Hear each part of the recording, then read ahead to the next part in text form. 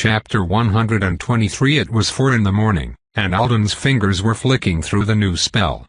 He focused on the shapes his Oriad made, pushing himself outward through them in that specific way that made magic happen. Casting excited him, like always, but he wished there was someone around to answer his questions. Following the instructions in Wantel's art was easy enough. And there were the other factors he could manage on his own: memorization, quick hands, authority manipulation. But can I do things to make the spell work better? Can't I do things to make it worse? Different? He was sure the answers were all yes. Instructor Gwenlore's brief mentions of the art of perceiving in multiple ways teased him sometimes. Perception wasn't just an important tool for Avowed using their skills, as Joe had taught him. It could also help with spell casting. But Alden's books didn't tell him how to work with perception or around it, or if he was even supposed to be taking it into consideration regularly. Maybe altering your perception came into play only when you were struggling with a spell, or if you needed to make it deviate from its intended purpose. He just didn't know. And besides that, wizards talked about perfection a lot. According to Lute, and based on Alden's own experience, perfection made word chains more likely to land. How did that fit in with spells? Surely a greater or lesser degree of accuracy must affect something. Once or twice, he had noticed himself making a small mistake, and the spells still did what they were meant to do. Am I learning correctly? Just how much am I missing? A whole culture's worth of history and insight, obviously. It was so frustrating. He wished he could listen in on Kibby's lessons again. He withdrew his authority from the effort and completed the last few motions with only his hands and his Oriad. He thought he had the spell down well enough for it to have an effect, and he didn't want to shoot a flying dagger of force at his laptop. The computer was open on the desk beneath his loft bed.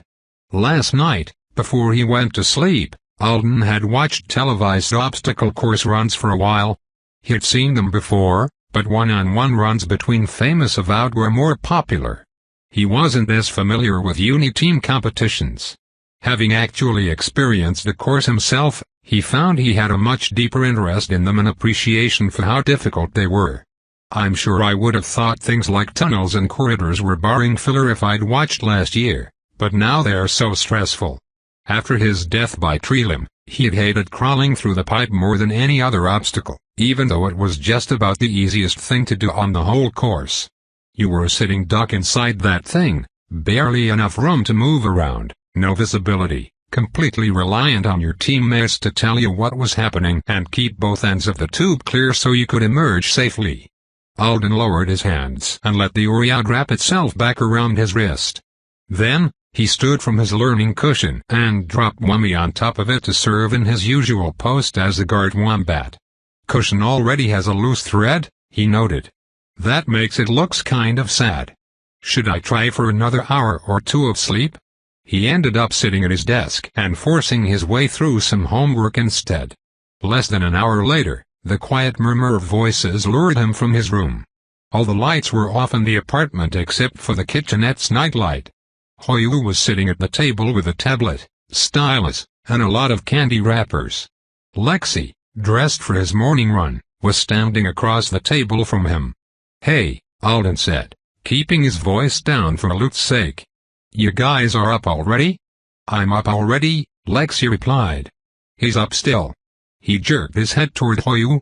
As Hoyu rolled his eyes at the disapproval in his friend's voice, Alden realized he was still wearing the t-shirt he'd had on when the two of them left north of North last night.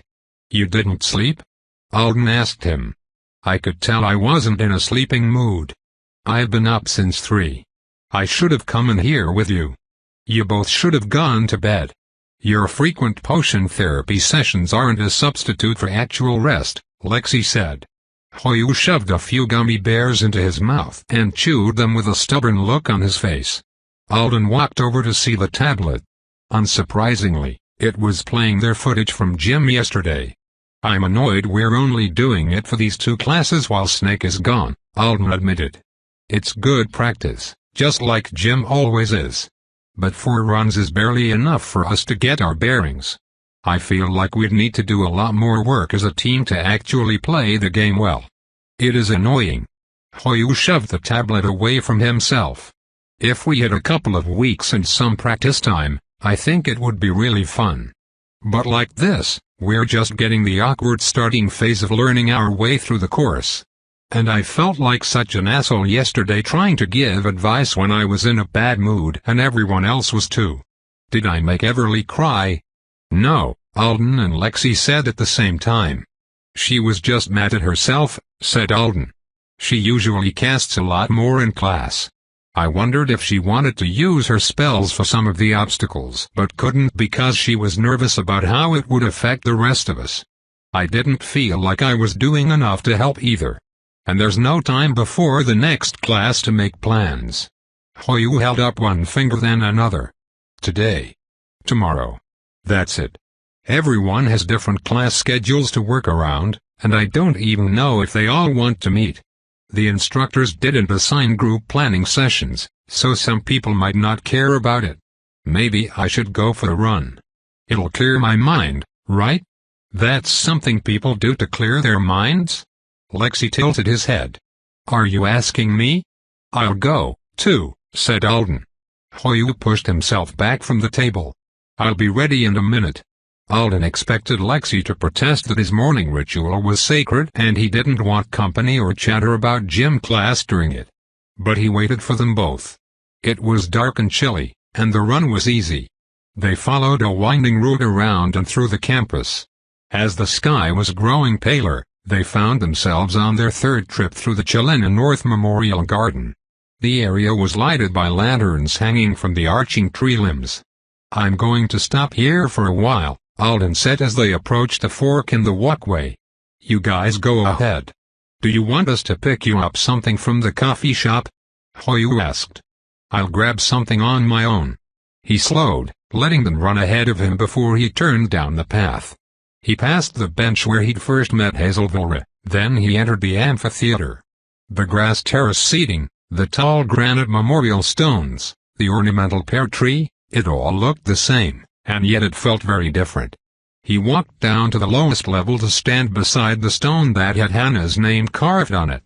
You know, he said, reaching out to touch the letters, I affixed the next day. That sounds insane. If you'd been around, I'm sure you would have given me some advice before I leaped headfirst into being an avowed. He wondered what she would have said. The things you told a kid who admired you were probably different than the things you told someone who was about to sign the contract and come live this life for real. Bo had made a similar point. It was a good point. Alden wasn't sure how much it mattered now, after everything.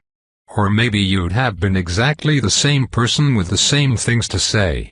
It wouldn't surprise me. You always seemed to know what you believed in so clearly. You were the coolest, Hannah. All the superhero fans who didn't notice you because you chose to work in the background really missed out. He pressed his finger to the stone harder then pulled it back to see the impression of one of the letter A's left behind on his skin. I've changed a lot. When he turned his head, he could see the spot on the first terrace where he'd chosen to sit when he came for the funeral. There's this chasm between then and now. And it's not just those growing up changes everyone tells you are coming for you. Don't think I'm complaining. I'm not. Not at the moment anyway. I've gone through some epic agonizing since I got home 2.5 months ago. But I've been getting used to caring about different stuff and thinking differently. And it's not bad. I think this side of the chasm is probably just as good in a different way. I wish we could hang out and talk about it. I hope we'd still be friends. He left a short while later. The sky was bright. It was going to be a clear day. Line of asterisks, you guys, let's ask the whole team if they do want to meet up and work out strategy for tomorrow, Alden said as he entered the apartment later with a takeout container from Cafeteria North in hand. They might be up for it, and even if it's only a couple of them and us, that'll be half the group. I've got some thoughts. I was just checking with the library. Hoyu was drinking an iced fruit tea and looking much more like himself than he had earlier.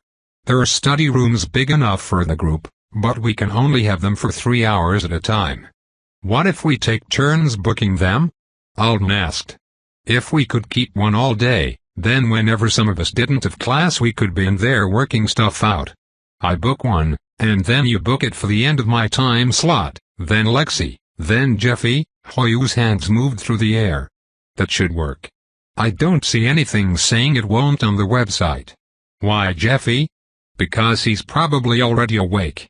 He gets up early. And he seems eager to participate in general. Lexi came down the hall, buttoning the cuffs of his shirt. We should strategize, but I don't see how you two are going to get everyone to agree on everything. I doubt we'll agree on everything, said Alden, but there are a couple of things I know would help me run the course better that I can't imagine any of you disagreeing with. So if we start from there, I think it'll cool off some tempers and put everyone in a more helpful frame of mind. Can I lead the beginning of the meeting, I guess? Hoyu looked curious. And how mad do you two think Lute will be if I wake him up early? Alden asked. He won't be mad at all, said Hoyu. You should do it. He's joking, Lexi warned. I'm not. You should do it, Alden. Do it. I did bring him waffles from the cart. Hot and fresh. He held up the takeout container. That makes up for it, right? Lute grumbled about being dragged from his bed for an unplanned tutoring session, but Alden didn't think he was actually annoyed. You banished Hazel from the planet, so I guess you deserve more of my company. Alden had been reaching across the table to hand him the food. That made him pause. I did what? Heard it from Roman and the Grand Witch herself yesterday, said Lute. According to Roman, Hazel freaked out and ran away to work for our employers in a full-time capacity because she couldn't take the heat from the video. Alia's story is that this is a character rehabilitation retreat. She says Hazel will come back from it more at peace with her skill and rank. I ran a person off of Earth? He did not know how to feel about that. Lute took his breakfast from Alden and opened the box. Steam wafted out. He smiled. The waffles are still crispy. The chocolate curls and the mocha whipped cream aren't even melted. I know, said Alden. Lute dragged his finger through the whipped cream. What are you doing with your life, man? Become a delivery person. Put a couple of drones out of business. Line of asterisks. Throughout the morning, the team gradually agreed to meet up. At 12:15, when conversation IV let out, Alden dashed across campus to the library. He took the stairs up to the 6th-floor study room they'd booked and tried to figure out how to use the projector so that they could have video of their runs from yesterday up on the wall. Everyone who wasn't here in the room was going to be on call through their interface, except for Astrid. She'd been invited to a special practice session with a visiting morph mentor. A short while later, when the rest of the team had all gathered or joined the call, there was an unpleasant 30 seconds of everyone staring at each other before Alden cleared his throat and said, just to be clear, I'm not trying to be team captain or something like that. But I figured we needed to start somewhere. Does anyone mind if I direct the conversation for now? I have my last class of the day in an hour, so if someone else wants to take over then that's great. I don't mind, Hoyu texted from his current class. Should you really be the one? Reinhard started to say. It sounds great to me, Maricel interrupted. Reinhard side-eyed her but didn't protest. Okay, said Alden. Let's clear the air. Yesterday was less than ideal. It was embarrassing, said Jerry. She was wearing a jacket with the hockey club's emblem on the back, and she'd brought a big bag of pita chips and jars of dip for her lunch. We came across as a bunch of incompetent kids, said Reinhard, drumming his fingers on the conference table. We kind of are, thought Alden. But since almost the entire group was nodding in agreement, he didn't voice the opinion. I wanted the principal to tell Instructor Klein I was cool, Jeffrey said. I don't think I looked cool. Maricel was sitting beside him and across from Alden. Why did you want that to happen? Because whenever I ask a question during offense sessions, he says, you're asking the wrong question. That's not something an aqua brute really needs to worry about. If the principal told him it was fine for me to fight on land instead of doing water rescues, Reinhard and Everly both opened their mouths. In a classroom in the Forthright building, Lexi was lifting his hand to type something that was no doubt scathing. This is good. Alden interrupted quickly. I actually wanted to discuss this with everyone. What do you all want from the runs tomorrow? Yesterday we just went at it, and I know everyone was trying really hard. None of us are slackers. But we were getting pissed at each other and misunderstanding each other. We all want the same thing, said Reinhard. To win. Lots of nodding at that. Yeah. Alden leaned back in his chair. Everyone would prefer to win. But I don't know if winning is the only thing we all want or even the most important thing. Some people were compromising personal goals a lot yesterday and others were only compromising a little. It's not fair. And it made us all have different expectations of each other.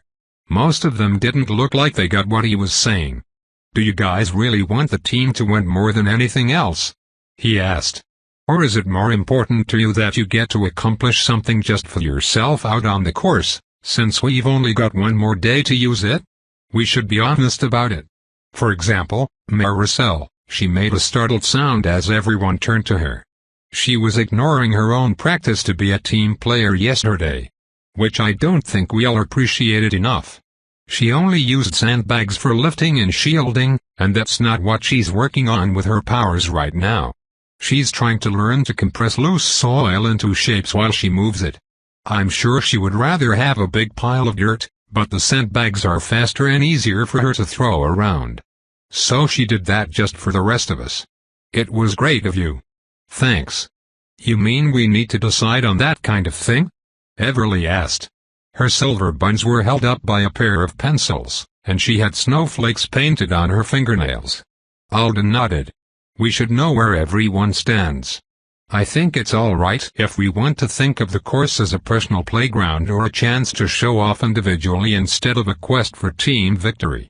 But it's up to be all of us who get to behave that way instead of some of us, and we should set some limits on it so it's not a total fiasco again. He means the archer, Lexi typed. I have a name. Reinhard said.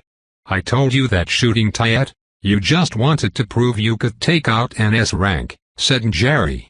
You announced that you wanted to target her before the race even started. And then you took 2 more shots we didn't all agree on in the next game.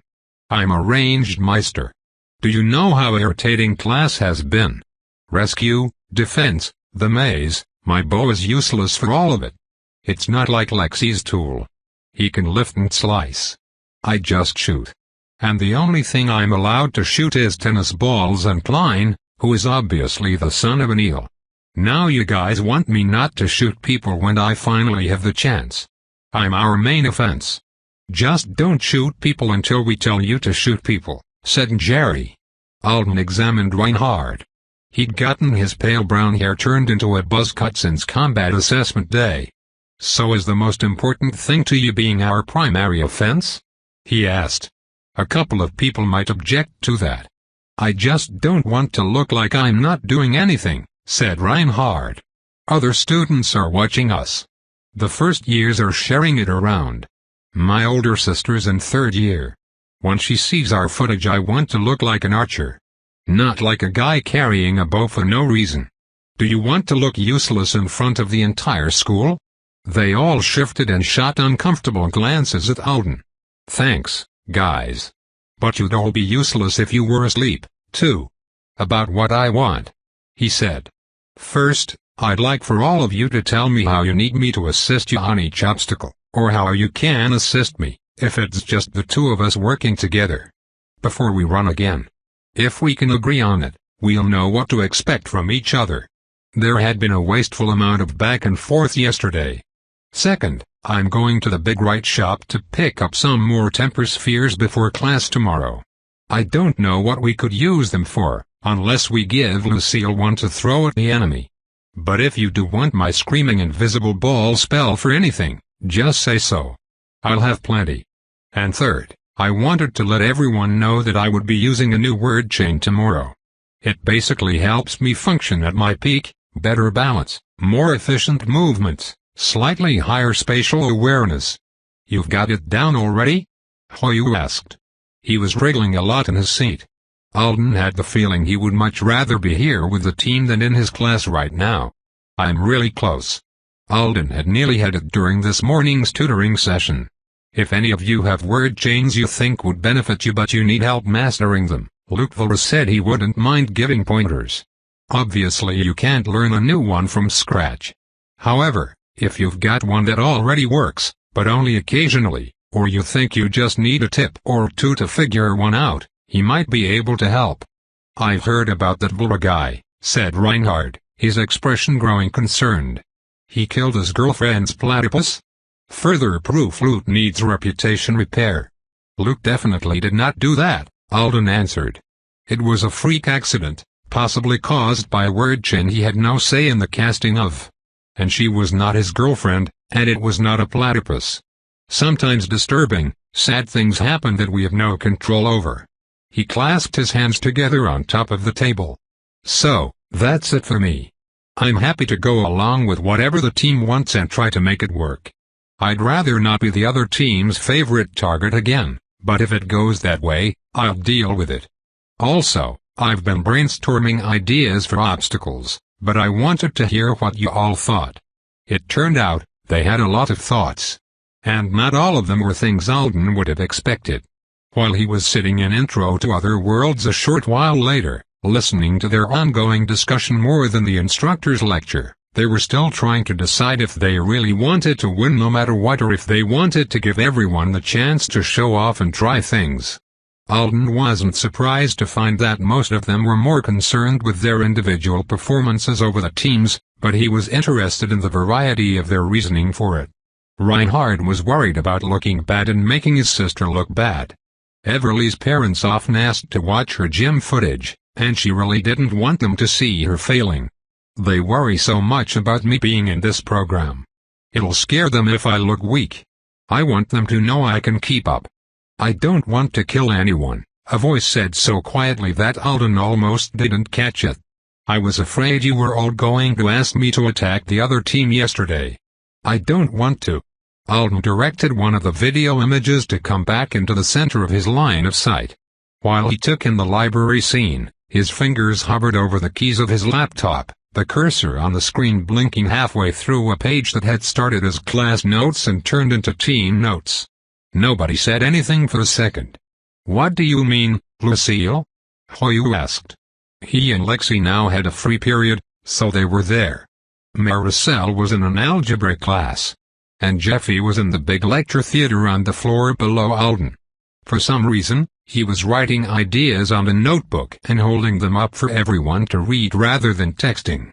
I'm sorry, said Lucille. I know I'm an S. Refusing to use lethal attacks means the team has less options. But I want to be a no-kill hero. The gentle giant type, Reinhard said with a nod.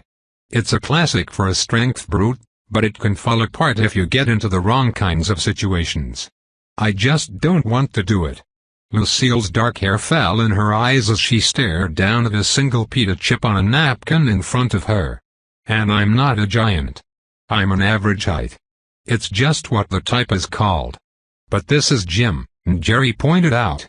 The realism settings are very low. Even you said walking through the fire was like getting a sunburn, so it's not like we're really hurting people.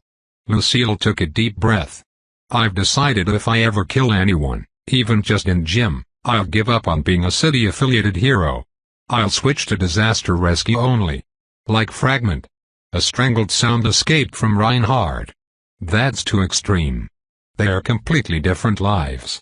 Don't give up on your dreams because of something that happens in our classes.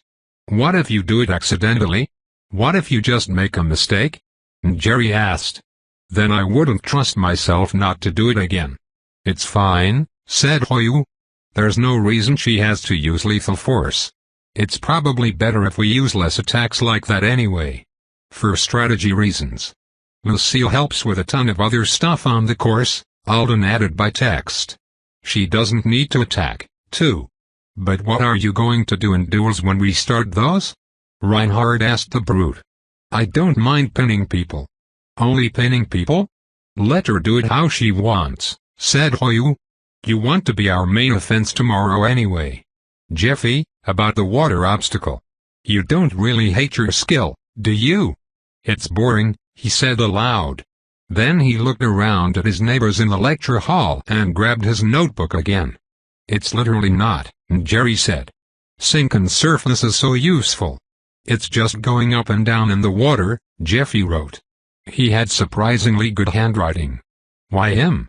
Lexi murmured to himself. Then, louder, he said, you know 71% of the planet is underwater, don't you? More writing, all the people are above the water.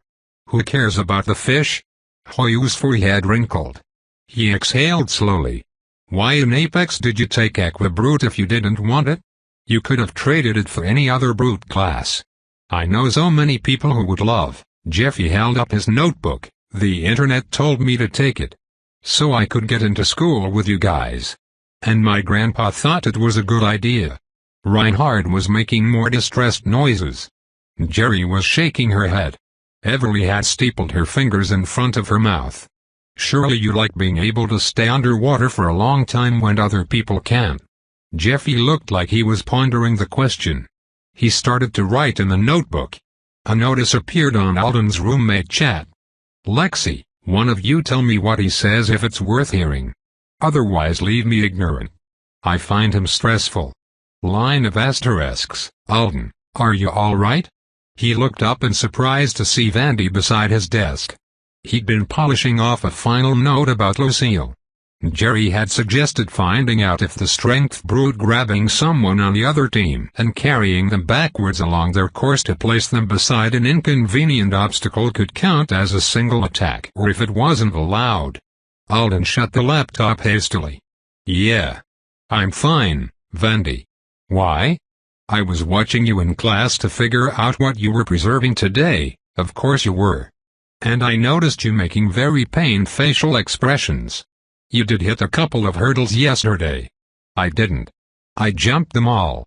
Blue-gray eyes blinked at him. I mean when your teammates were carrying you while you slept. Oh, that. I'm fine. If you're injured, you should go to the campus health center. I'm not injured. She scanned him up and down. I'm not injured, he repeated. Promise. Unless Tyed asks. Then I'm very injured, and she should feel guilty. If you're not hurt, that's good. She stared at him. She wants you to say why you weren't paying attention in class now, Hoyu informed him through the still active video call. Alden nodded at Vandy. I'm really not hurt. I was just thinking about our— Tell her nothing, Jerry interrupted. This is competition. We take every advantage. How is not telling her we're having a meeting an advantage? Maricel asked as she left her math class. She'll want to have one, too, said Everly. I know she wants to have one, too, Maricel replied. She's been trying to organize her team all day. They all started giving Alden a completely ridiculous amount of advice for how to deal with a curious classmate. You're making those expressions again, said Vandy. At the same time, Reinhard was suggesting that Alden do what's right for the team by asking Vandy for homework help so that she'd be too busy to organize her own group.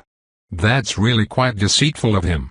I was thinking about our obstacle course run, said Alden, deciding a compromise between full honesty and dastardly schemes was appropriate. Lots of emotions. Before she could ask another question, he reached into the pocket of his hoodie and pulled out his current preserved object. Do you want a pita chip? It's got mango chutney on it. Chapter 124 I don't understand.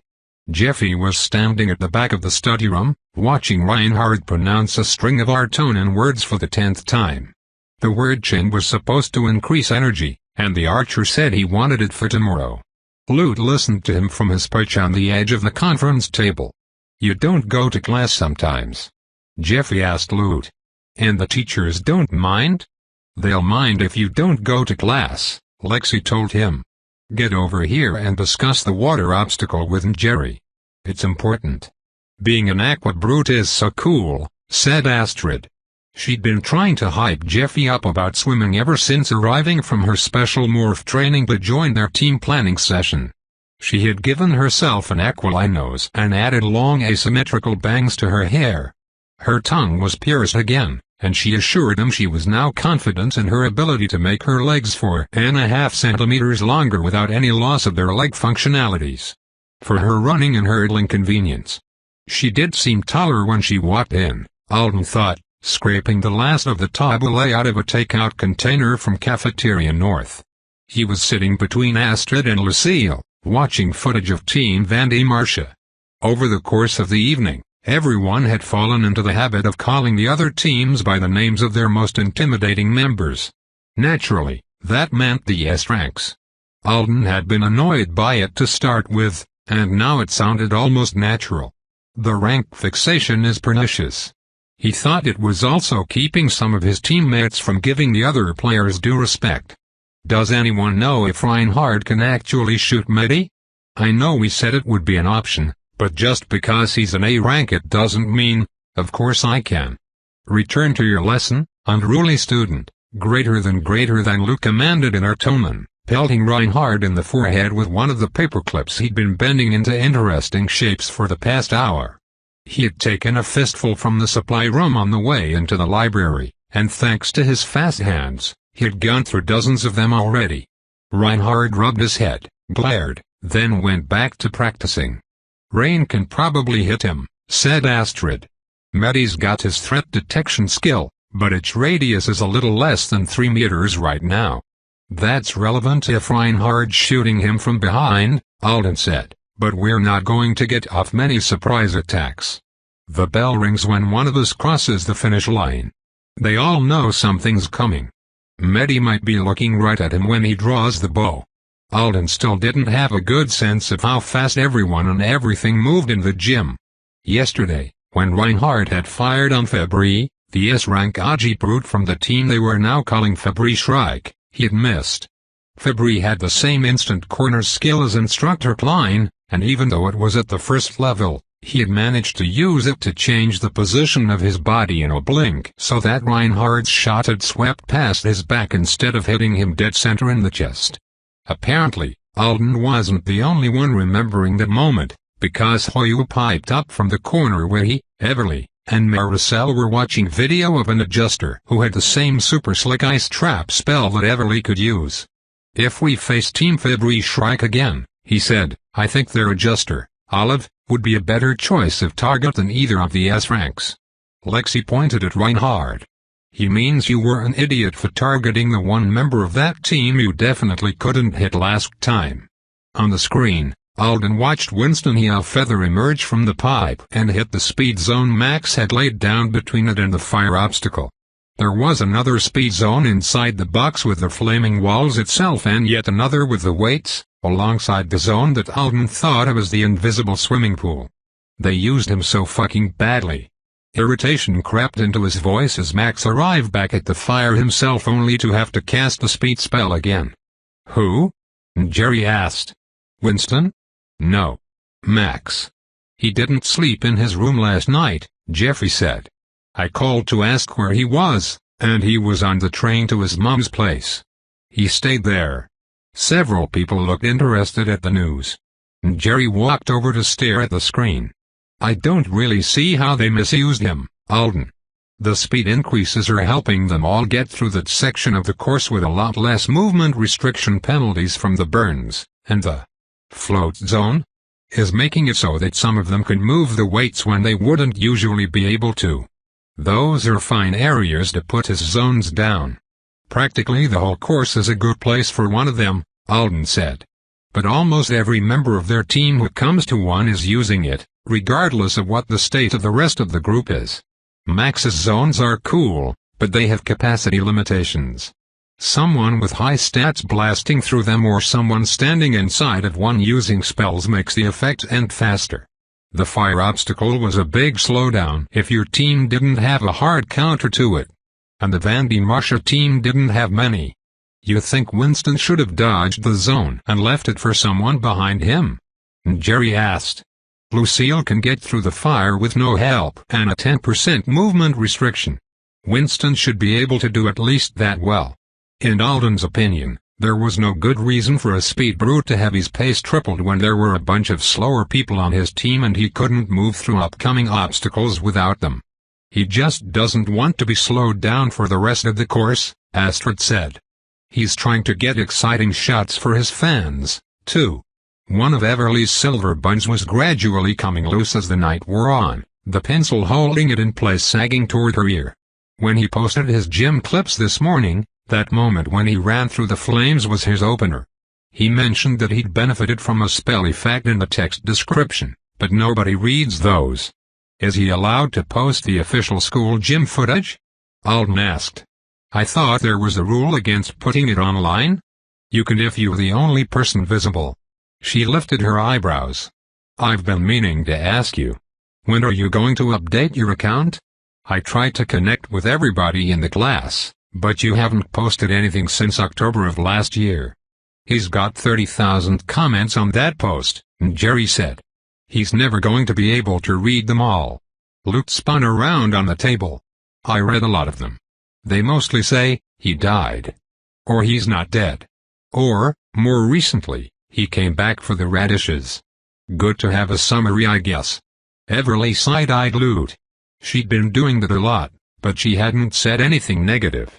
Why are you all studying a picture I took of a bunch of pigeons over a year ago? Alden asked.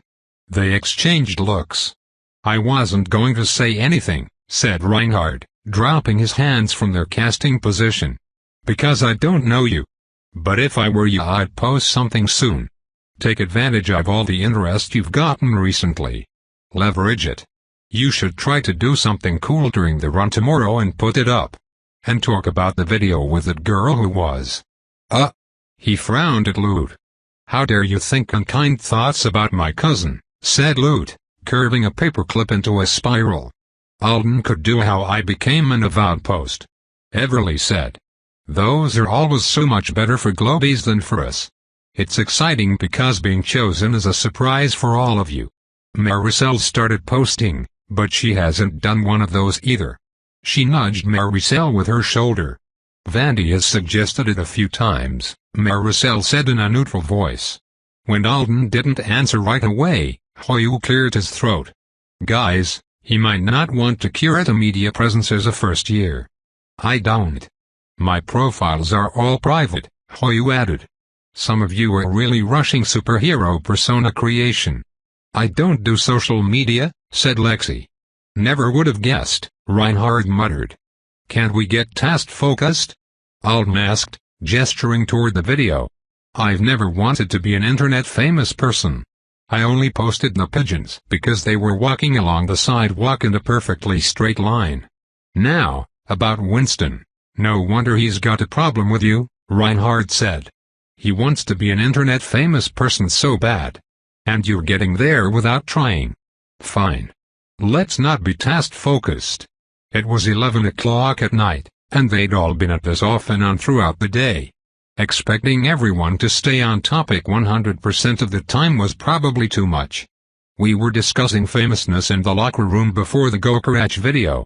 Astrid announced. Winston got really mad at the party when people started giving Finley advice about this kind of thing.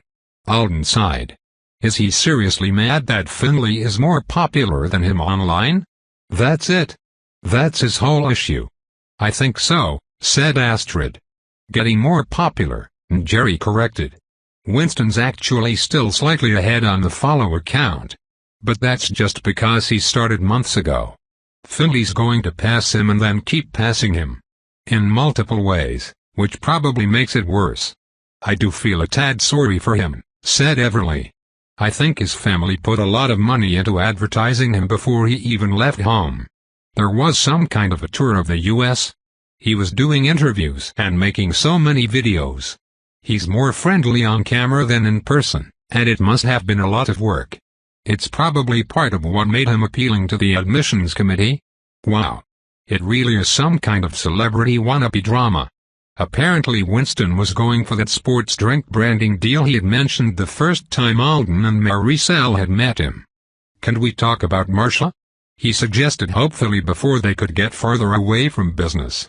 He paused the video on a curvy girl with blue eyes and shoulder-length dark hair that was pulled back into a ponytail.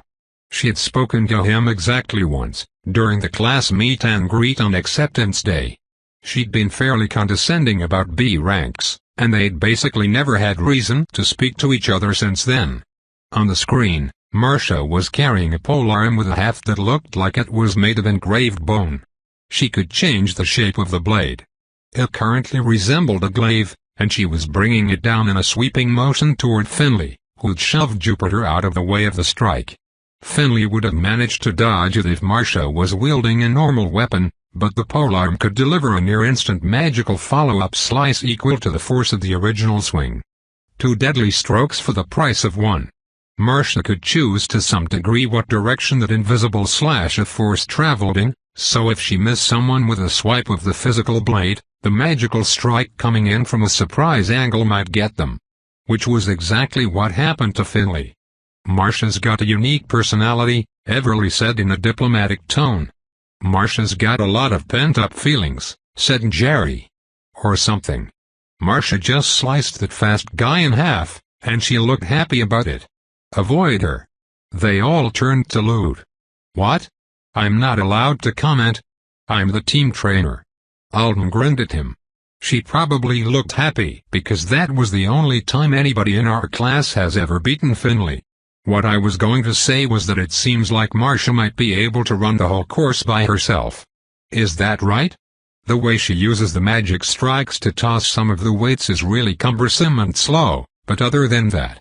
The girls exchanged looks. "I think it depends on if it's her first run or her second," Maricel said. Lucille was nodding. "She doesn't like to hold back," Maricel explained. "Our advisors for the Superlatives Club even mentioned it. She'll use her talents for everything even if she doesn't need to. So by the end of class, if she's the last one left on her team, she might not have enough magic to run the whole course.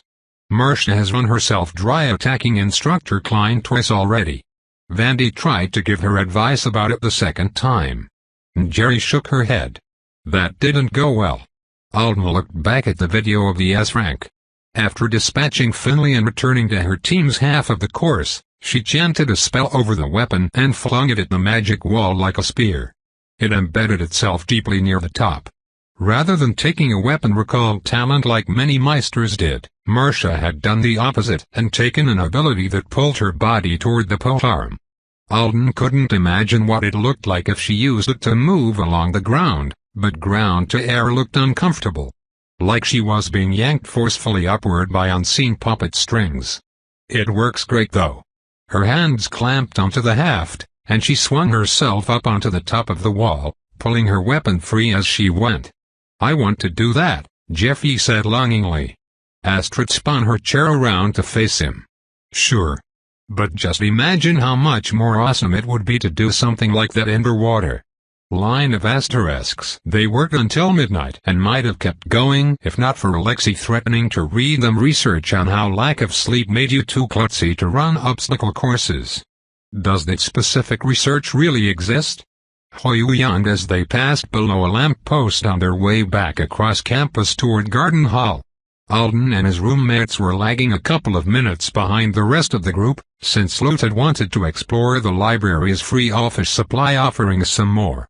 Some scientists made a bunch of people go without sleep, and then ran them through an obstacle course. It was a maze. And it was mice. But it still applies. Poor mice. "Are you guys going to win?" Lute asked. "I'll be depressed if you lose now that I've contributed." "3-word chains," said Lexi. "Hours of tutoring," Lute countered. "Reinhard won't be a fatigued maze mouse even if he stays up all night. Jerry will be very slightly stronger. And Astrid will feel more peaceful when everything's going wrong.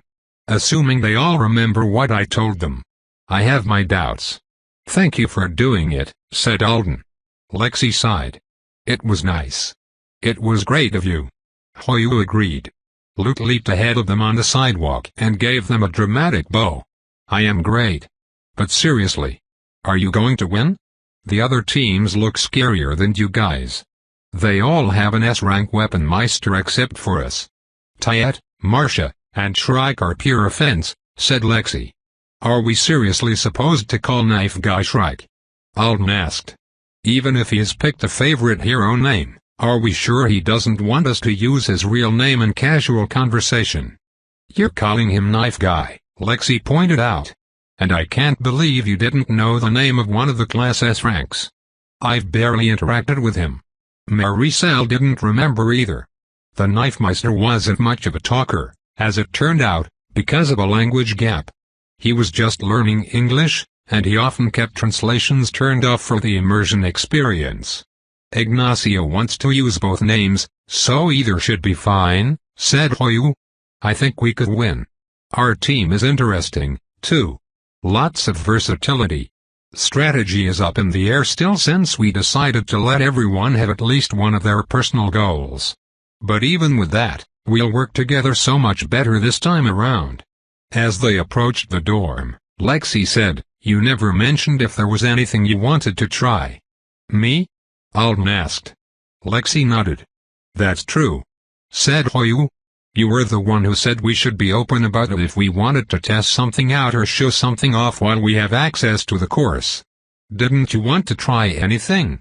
Alden looked up toward his own bedroom window as they passed below it. The neighboring girls' dorm had gotten an upgrade yesterday in the form of twinkle lights in their IV. He assumed the boys' building would soon follow. I just want to hang out in the background and find ways to use my power to support everyone else, he said finally. Is that all? Hoyu leaned around Lexi to see him better. You're sure? I'm going to use my new word chain, too. And I've got a few ideas that could be fun if the appropriate situations arise. It's enough. I'll be getting plenty of practice whatever I do. As long as nobody knocks me out. They entered the sliding doors, paused for a moment in the common area so Lexi could throw a bunch of trash someone had left on one of the tables into the recycling bins, then headed up the stairs. I called the tub, Luke announced as their feet pounded up the steps. It's my right as team trainer. Hoyu nodded. Sounds fair. I call, said Lexi. First shower is mine. Hoyu said in a rush. Ha! I win. You can, a scream interrupted him. Alden jumped. His hand clenched against the soft fabric of his bag. All four of them looked at the ceiling. It wasn't that loud, said Lexi. It must have come from inside a room. Should we? Hoyu gestured upwards. Someone's on fire. Luke tilted his head. What? Lexi demanded. What do you mean? Someone's really. Fuck. Luke shouted, bolting up the last few steps and then racing for the third floor. E.T. E.T. yourself. They were all three right behind him. Alden's laptop-laden bag smashed into his hip as they rounded the corner. He took the stairs up to the next floor two at a time behind Hoyu. No time for thoughts other than the most obvious. Fire. Who is it? My skill. Voices were shouting. Lute was banging on the door of Suite 313, cursing a lot, and yelling for whoever the injured person was to emergency teleport to the hospital. The door flew open, and Sanjay from their class pelted out. Sanjay. Lexi said. Who's hurt? Sanjay leaped through the air, heading down the stairs Alden and the others had just come up without actually using them. He hit the landing in a roll that smashed him into a wall, then he was up and leaping down the next flight, nothing but a broken flip-flop left behind. Holy shit, said Alden. They pushed into the apartment. Every surface was covered in food, bags, and tech. And people were shouting in the hall. They ran in to find themselves at the back of a group of their classmates who were crowding the doorway of one of the bedrooms. Oh my god, Rebecca was saying. He needs the hospital. It's out. The fire's out. Stay calm. Someone shrieked wildly. Everyone stay calm. Is he okay? Greater than. Shut up. I can't hear. Soren? Saren, why didn't you eat tea? The air smelled like smoke. Without pausing to figure out exactly what had gone down, Alden tried to squeeze his way between Rebecca and another one of the class's brutes to get through the door into the bedroom. Someone was apologizing almost hysterically. Rebecca, said Alden, Rebecca, if someone's hurt, move. Hey! A voice rang out sharply. Fucking move, all of you. It was Lexi. Alden's skill is good for injured people. Hoyu shouted right after him. Let him through. Rebecca leaped out of the way and across the room so fast she almost went through the window. Alden hurried inside, taking it all in as fast as he could. A slightly charred desk, a broken lamp, water everywhere, and a metal bucket on its side by the loft bed's ladder. Soren was lying on the floor, breathing hard. His lips trembled and he clumsily waved away an anxious Reinhard, who must have arrived back here at his apartment just in time to witness the accident, with one arm. Fabri and Ignacio, the S-ranks from Soren's team, squatted beside him. Both of them looked freaked out. Fabri had struck Alden as an exuberant guy when he'd first seen him at Constantine's party, racing around dressed in caution tape, and though they hadn't said much to each other at all since then, he didn't think the impression was wrong. Now, though, the agility brute was chewing nervously on a fingernail. And Ignacio's hands were hovering over Soren's right side, like they were anxious to do something but unable to find the correct action. Soren's shirt sleeve had obviously caught on fire. The exposed skin on his arm and shoulder looked awful. Some of the fabric is. I think it's stuck to your skin, Fabri said. And it's all blistered. You have to go to a healer. You do. Why won't you go? Greater than Ignacio asked. I'm fine, Soren said. I'm sorry. I'm fine. I can still run tomorrow. I can run. You need a heal, greater than. This is your fault. Rebecca interrupted, pointing at the two S-ranks. You told him there was no reason for him to be in the team meeting. We didn't mean it that way. Greater than Ignacio said. I only said it would be better for him to spend the time practicing since. I didn't know he was going to practice so hard that this happened. Greater than how do you attack? Thought Alden. Instructor Klein's bark from their first day of class came back to him so clearly the man might have been in the room. And Soren's embarrassed reply had been. He can make places hot. Focus light to make heat. Just not with much control yet. Clearly. Alden crouched beside Reinhard and targeted the injured boy. That looks super painful. You want me to pick you up? I'm even more instant than Artonin drugs. The light shaper shook his head. He wiped at his watering eyes with his unburned arm. I'm fine. I just want a moment. Leave me alone, he babbled. I'm sorry. You're not fine. Reinhard said. Your arm looks like it's been grilled. You're running on adrenaline or something. Are you crazy? E.T. Now. A commotion by the door announced the arrival of yet more classmates. The apartment had been crowded already with what was obviously a Team Fabri Shrike meeting. Now, a few members of Team Vandy Marsha were out in the hall, and a pajama-clad Khan was stepping into the room, his curious expression fading and his eyes widening. We heard shouting. What happened? Why didn't you send him to the...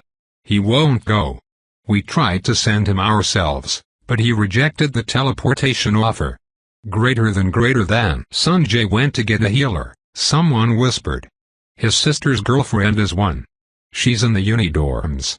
Did he forget he has the system now? Why didn't he just call her? Lexi's voice rose again from out in the hallway. Injured people need the healing hospital, not a random student. Sanjay knows. I think he wants some space, Alden said evenly. Soren was covering his eyes with his arm again. He's not dying. There's no reason for everyone to stand around staring and discussing things. Everyone ignored him. Does he have friends here? Alden looked around. He didn't know who the light shaper hung out with, or if he spent much time with anybody at all. He had only been vaguely aware that Soren and Reinhard were roommates. Everybody was chattering back and forth, some of them sharing would-be helpful ideas, others just spreading gossip and blame around. Reading between the lines, it sounded like Soren's teammates hadn't done much to hide the fact that they were unenthused about his presence on the team. A shaper who couldn't shape yet, who was afraid of heights, who had to be carried over and through most of the course. I don't want a healer, Soren was saying in that same shaky voice, arm still covering his face. Nobody can know. They'll keep me from class tomorrow. I can't let everybody down again. He's not making sense, thought Alden. There was no way to keep this secret, and there was no good reason to. He wouldn't even want to once the initial rush of emotion faded. The room smelled acrid. It wasn't like Soren could even wear a gym suit at the moment. He needed a doctor, or someone with an appropriate and gentle spell, to peel his shirt off him without hurting him. Alden was opening his mouth to try some logic on the guy, when a girl's voice spoke up. "Your team will run better without you on it. So just go to the hospital and get some meds. Take a break. Nobody here needs you, and all this drama is probably bad for you." Alden looked around to see people moving out of Marcia's way. Winston was right behind her, standing on his tiptoes to see into the room better. Vandy wasn't with them. Guess it's too late for her to be with her team, even if some of them did finally gather. Maricel had mentioned Vandy had a strict personal schedule. She believed in all-nighters even less than Lexi did. "We ran well enough with him to beat your team." Greater than Ignacio said. Marcia shrugged. Soren's lower lip was trembling worse. Alden looked around helplessly for a safe exit for the guy, before someone said something even more awful. He found the next best thing in the form of Constantine, who was standing a few feet away, examining the broken lamp. "Con, can't you get rid of them all?" he texted. "They are not helping anything." Con blinked, then lifted his head in surprise. "Ah," he said after only a second's thought. He set the lamp aside, then spun around with a beaming smile on his face. Okay. This isn't that serious, you lot. You're all acting like something crazy just happened." "That's because it did," said Rebecca. "We're avowed now," Con said brightly. "Sometimes power practice goes wrong. Soren doesn't need help from 20 people. And I need to concentrate on fixing his lamp." "His lamp?" a boy asked. "Maybe I'll try his desk, too." Con was making gestures with his arms as if to sweep them all away. "Good practice. But you're all making too much noise, and my spell won't work if you distract me for too long, so." He managed to shivvy most of the onlookers away from the door and down the hall, then he shut it behind them and locked it for good measure. They didn't stop talking and arguing, but at least it was muffled. Inside the room, the loudest sound was Soren's heavy breathing. Rebecca, who had remained standing over by the window, suddenly said, "Soren, if you teleport to the hospital, I'll go meet you there. I don't think I can sleep tonight anyway." "That's a good idea." Fabry sounded relieved. "You won't be alone for long. You go ahead. Some of us will head over right away." "No," Soren said. "No, I'll wait. If Sanjay's friend can help, then tomorrow." As if he had something to prove, he lowered his good arm from his face and used it to push himself slowly up into a seated position, his face contorting as he did so. He took several more deep breaths. "I'll be all right. I'm a part of the team. I'm a part of this program, too. I deserve to be here, too. I won't be slow on the wall again. I'll climb as fast as everyone else. As long as nobody tells the instructors, I can run," and Alden made a decision. "Sounds like a plan." Fabry and Ignacio stared at him. Rebecca made a sound of protest. Con raised an eyebrow. "Maybe with a little help from the healer Sanjay knows, and if you skip your early classes tomorrow and get some sleep, you'll be better in time for gym," said Alden. "It's worth a try.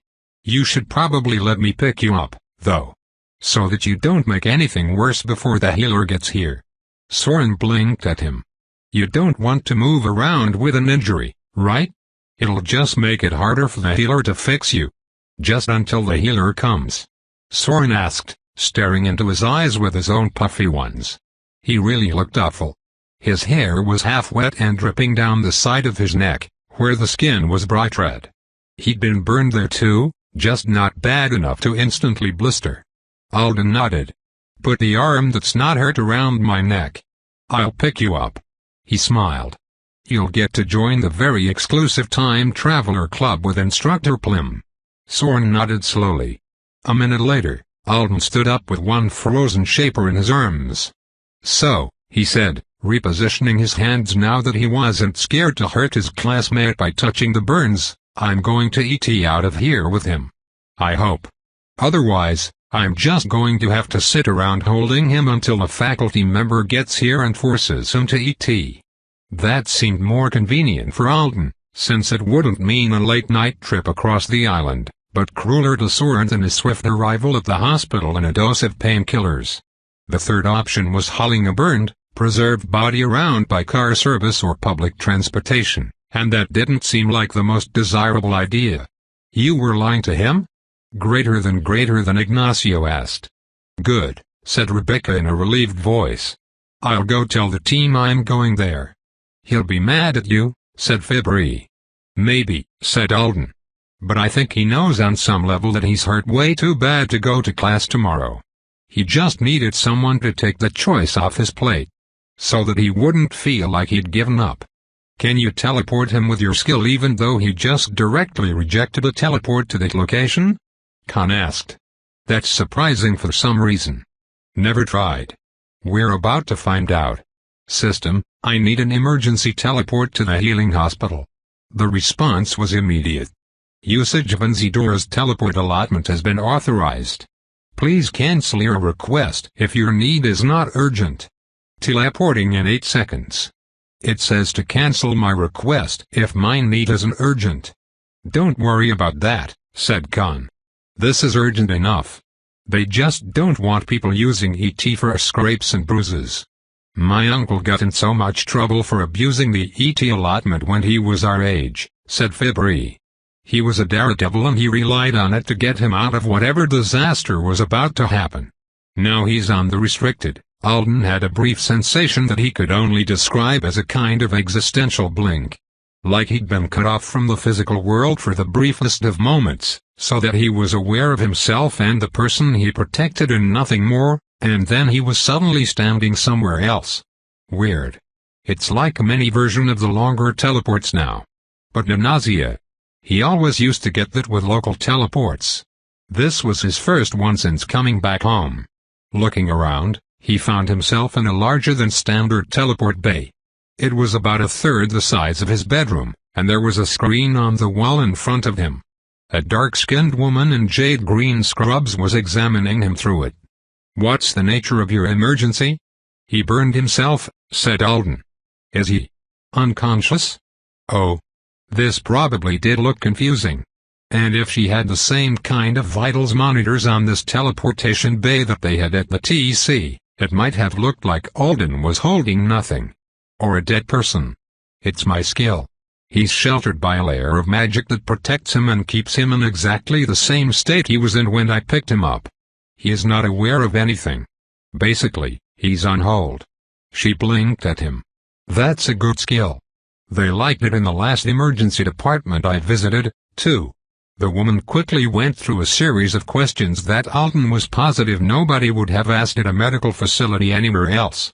Soren being an A rank triggered an additional few questions about his state of mind when Alden had picked him up, making Alden wonder if there was some kind of high-rank subduer on staff who protected people from violent patients. A couple of minutes after he arrived, the door in the wall to his left slid open and a man and a woman in the same jade-green scrubs appeared with a gurney and a supply caddy. They looked Soren over curiously, then looked at Alden just as curiously, then finally they let him set the light shaper down. Soren blinked around in confusion for just a second. "We're at the healing hospital in F," said Alden, shoving his hands into his pockets. "I'm sorry." They asked the injured boy some of the same questions they'd asked Alden, got permission to give him medicine, and started pressing injectors to his arms right there in the bay. His face relaxed a lot. "You lied to me," Soren said. He didn't sound surprised. "I'm sorry," Alden said again. Despite the necessity of it, he did feel guilty. "Everyone thinks I'm useless. This makes me look even worse. You can't just tough out a major injury. Get better and use your ultra-rare subclass to defeat them all. It's the only way." Line of asterisks. Alden left the hospital more than an hour later. He was tired, and he couldn't help feeling like this was a sour note for an otherwise productive day to end on. He fell asleep in the private car on the way back to campus and dragged himself through the door of the apartment at nearly 3 a.m. The others were all asleep. He showered, then headed to his room. My plans for the night have all fallen apart. He'd wanted to cast the clumsy half of the self-awareness word chain by himself for the first time, so that he could use the other half tomorrow for Jim. It just felt better to do it that way, even if Hazelblur wasn't a threat at the moment. Now he didn't have enough hours to let the chain run its course before science class. It's fine. Doing it like that would be nice, but it's not necessary. He was about to climb up into his bed when a system notice appeared. He opened it, and then read it through more than once to be sure he understood what it was. The message had come from the Artonan embassy. Unlike the consulate in Chicago, there was an actual ambassadorial presence here on Anzidora. One of the current ambassador's assistants wanted to know how he would like his mail to be delivered. My mail? The assistant had given him far too many options, including recommendations for his or her favorite walking routes to various destinations where the mail could be presented to Alden. That takes thorough to a brand new level. The mail itself was left conspicuously undescribed, considering the fact that a map to a specific tea shop had been provided in case he needed a warm human beverage with his mail. Maybe it was something else from Leaf Song. Another package of turtlenecks and joggers. Though they'd use a human courier service for that. Is it rude to ask for them just to teleport it to me? The option was there, so surely it wasn't. He tried to turn on his brain and draft a nice reply. Kibby should have given me lessons on letter writing instead of table manners. Klepak had written a letter to a relative once and had included a strand of hair.